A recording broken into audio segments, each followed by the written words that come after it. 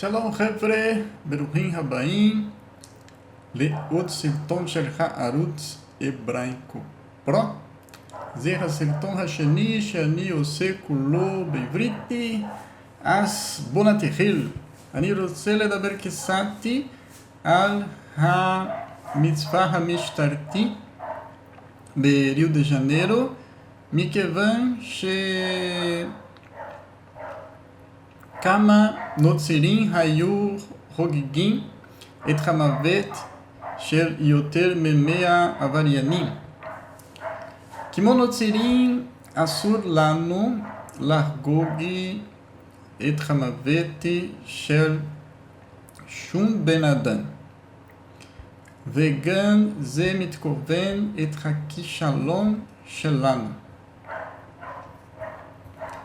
כי אנחנו לא היינו מסוגלים להוביל את האנשים האלה לישוע המשיח, להמיר אותם לנוצרות. אתה שמח עם הכישלון שלך?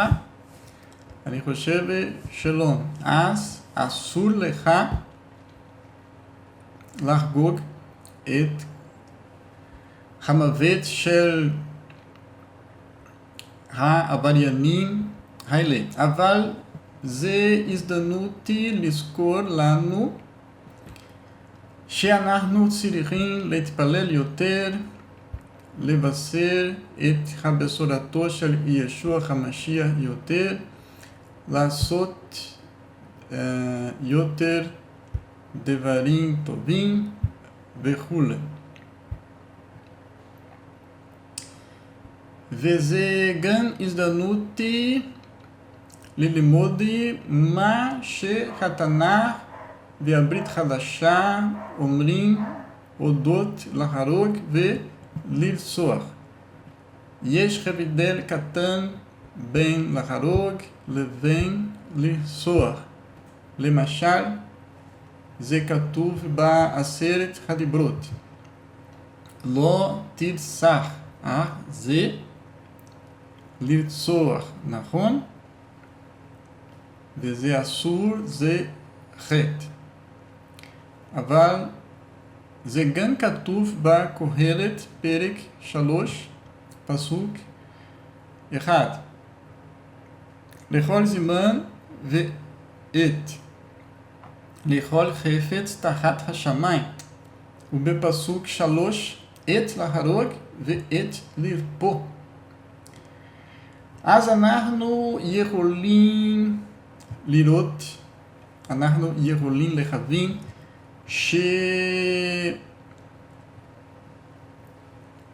לרצוח זה אסור כל הזמן. אין מצב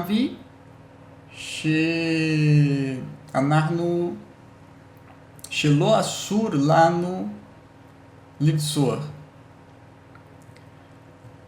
אבל ישנם מצבים שבהם לא אסור לנו להרוג. זה לא חטא כל הזמן. למשל, המלך דוד הרג הרבה אנשים, אבל זה לא היה חטא, כי הוא הרג אנשים למען להגן את עם ישראל. נכון?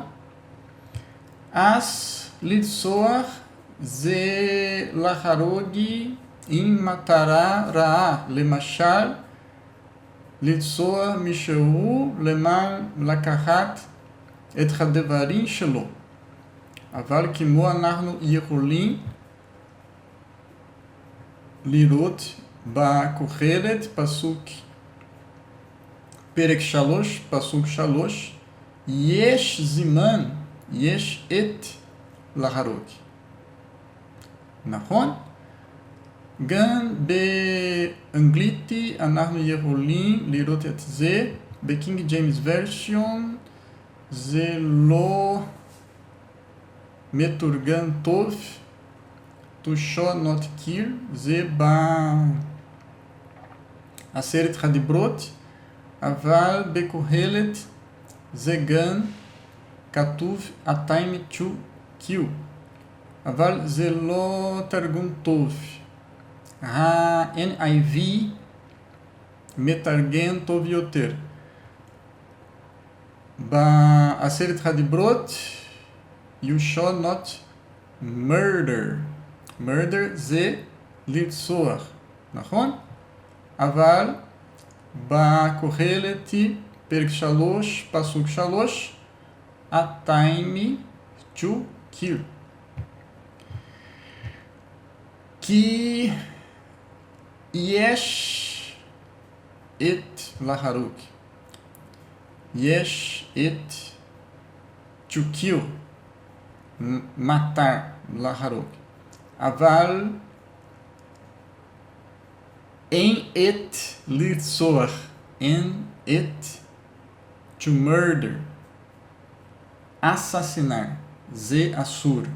לרצוח, murder, assassinar, זה אסור כל הזמן. אבל יש את להרוג. Há tempo de matar. There is a time to kill. אז יש אודות המצווה המשטרתי בריו דה ז'נרו שני דעות מקיצונות. הדעה האחת זה של אנשים שחושבים שזה נכון לחגוג את המוות של עבריינים. זה אסור לנו. זה אסור לנו. אנחנו לא יכולים להיות שמחים כי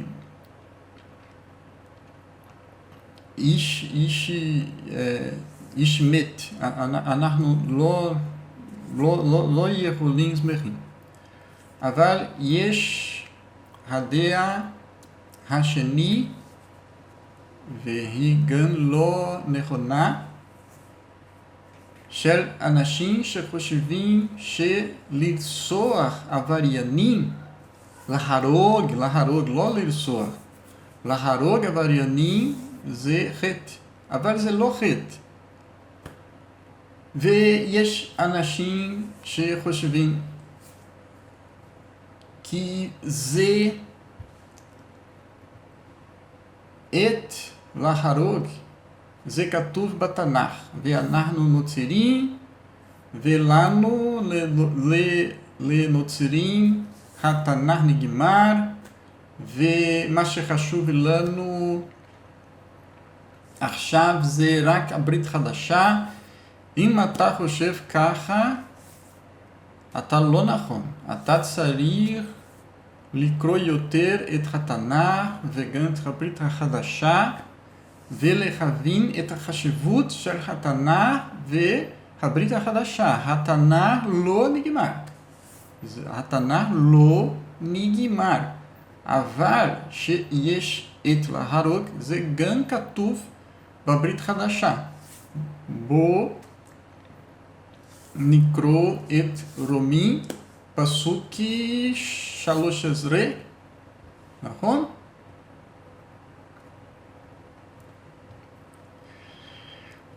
זה כתוב פה, כל נפש תיכנע לגדולת הרשויות, כי אין רשות כי אם מאת האלוהים, והרשויות הנמצאות על יד אלוהים נתמנו.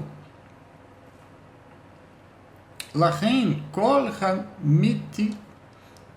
כל המתקומם לרשות ממרה את פי האלוהים, והממרים יישאו את עוונם.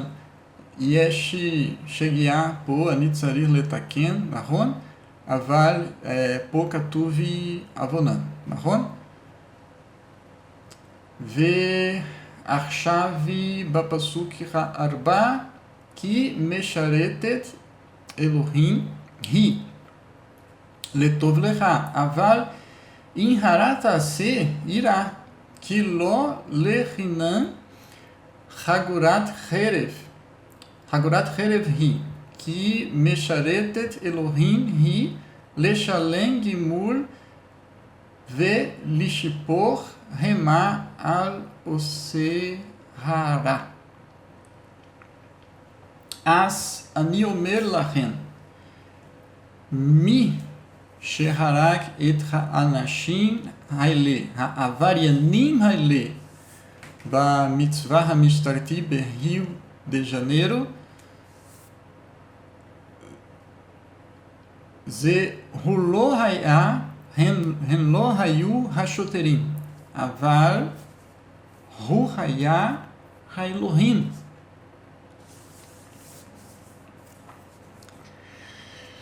האלוהים הביא את המשפט עליהם. האלוהים הביא את המשפט עליהם. נכון? זה כתוב פה. הרשות היא משרתת אלוהים, והיא מביאה את החרב נגד האנשים שעושים הרע.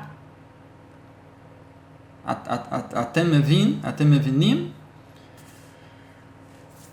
אז בזמן קדם היה החרב, והיום יש הרובה האש. זה אותו הדבר. אז הרשות היא רק משרתת אלוהים, להביא את החרב נגד האנשים שעושים הרע, או להעברת את הרובה אש נגד האנשים שעושה הרע, נכון? אז מי שהרג את העבריינים האלה, הם לא היו השוטרים, אבל הוא היה האלוהים, נכון? אז זהו. אתם רוצים ללמוד עברית אצלי, פה יש המחירים, נכון? ונתראה בסרטון הבא. אני רוצה גם לדעת הדעה שלכם אודות הסרטון כולו בעברית, אז תכתבו פה בתגובות בבקשה, נכון? אז נתראה בסרטון הבא, להתראות.